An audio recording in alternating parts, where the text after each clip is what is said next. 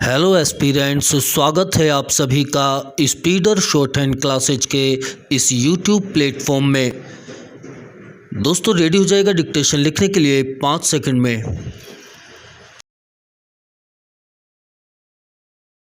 Ready, start. महोदय, पंजाब के संबंध में मुझे यह कहना है कि अभी कुछ दिन पूर्व वहाँ पर भाषा का प्रश्न उत्पन्न हुआ। मेरा अपना विचार है कि जब भाषा के आधार पर पंजाब का विभाजन हो गया तो आज पंजाब की भाषा पंजाबी है और यह पंजाब के लोगों को निर्णय करना है कि वह पंजाबी किस लिपि के अंदर लिखी जाए।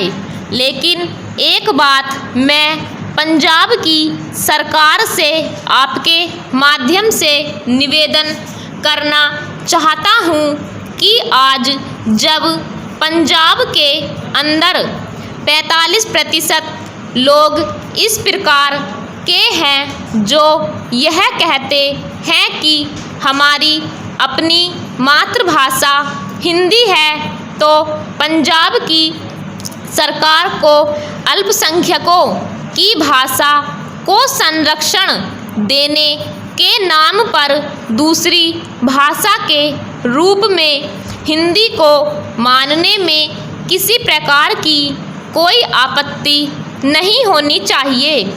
इससे दोनों के संबंधों में मधुरता आएगी और किसी प्रकार के अनावश्यक आंदोलन से हमारा सीमावर्ती राज्य बचा रहेगा।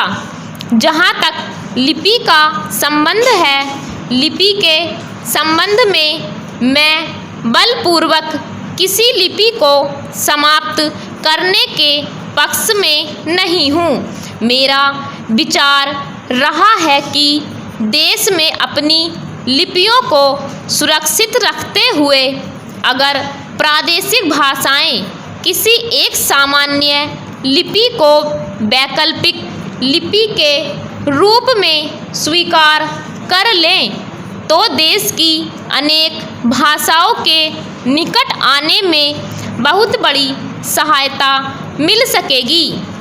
अगर पंजाब के लोग भी इसी आधार पर विचार कर सकें तो मैं समझता हूँ कि यह पंजाबी भाषा के हित में और देश की एकता के हित में होगा।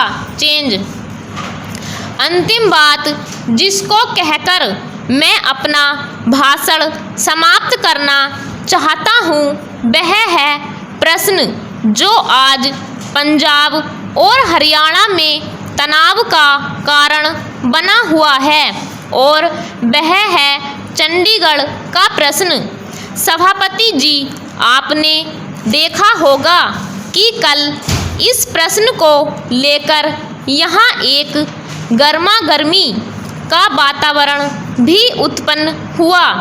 इसके लिए मैं मुख्य रूप से केंद्रीय सरकार को दोषी मानता हूँ। सरकार की अपनी आदत है कि जो इस प्रकार के विवादास्पद प्रश्न होते हैं उनको लंबा टालने की इस प्रवृत्ति बन गई है। सरकार सोचती है कि अगर कोई प्रश्न लंबा टाला जाएगा तो लोग भूल जाएंगे और अंत में तनाव स्वतः ही नहीं रहेगा।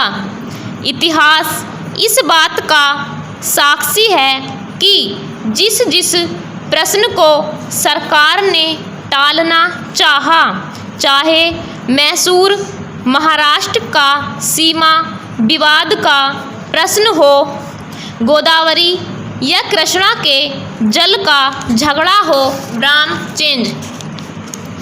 महोदय, पंजाब के अंदर चंडीगढ़ का झगड़ा हो, सरकार ने जिस झगड़े को टालना चाहा, वह झगड़ा और अधिक उग्र रूप लेकर देश के और सरकार के सामने आया। इसलिए मैं चाहूँगा कि इस सरकार को आगे के लिए यह परंपरा डालनी चाहिए कि जब भी इस प्रकार के कोई प्रश्न आए तो उन प्रश्नों पर दृढ़ता से विचार किया जाए और तत्काल उनका समाधान किया जाए। बरसों तक उन प्रश्नों को लटकते छोड़ लोगों को आपस में संघर्ष का अवसर नहीं देना चाहिए। मैं आपसे निवेदन कर रहा हूँ कि जो राष्ट्रीयकरण के समर्थक हैं वे भी राष्ट्रीयकरण को साध्य नहीं मानते। प्रधानमंत्री ने स्वयं स्वीकार किया है कि अनेक देशों में बैंक सरकार के हाथ में है, लेकिन बैंक सरकार ने ले लिया तो समाजवाद आ गया। ऐसा कोई नहीं कह सकता। जिन देशों में समाजवाद नहीं है वहाँ बैंक सरकार के हाथों में है। फ्रांस में समाजवाद नहीं है, सरकार ने बैंक ले लिए, और ऑस्ट्रेलिया में बैंक सरकार ने ले लिए थे, लेकिन बैंक कर्मचारियों के आंदोलन के फलस्वरूप चुनाव में जब नई सरकार बनी तो बैंकों का राष्ट्रीयकरण समाप्त करना पड़ा। राष्ट्रीयकरण कोई हर रोग की रामबाण औषधि नहीं है और राष्ट्रीयकरण सरकारीकरण में नहीं बदलना चाहिए। Bram change. जिस तत्परता से सरकार ने बैंकों को अपने हाथ में लिया है उससे आर्थिक क्षेत्र में कठिनाइयाँ पैदा हो सकती हैं। नए नए लोगों में नई नई आशाएं जागी हैं। क्या ये आशाएं पूरी की जा सकेंगी? अगर ये आशाएं पूरी नहीं की गईं तो उनके परिणाम भयंकर होंगे। सहकारिता के क्षेत्र में हमने लोगों में नई आशाएं जगाई हैं।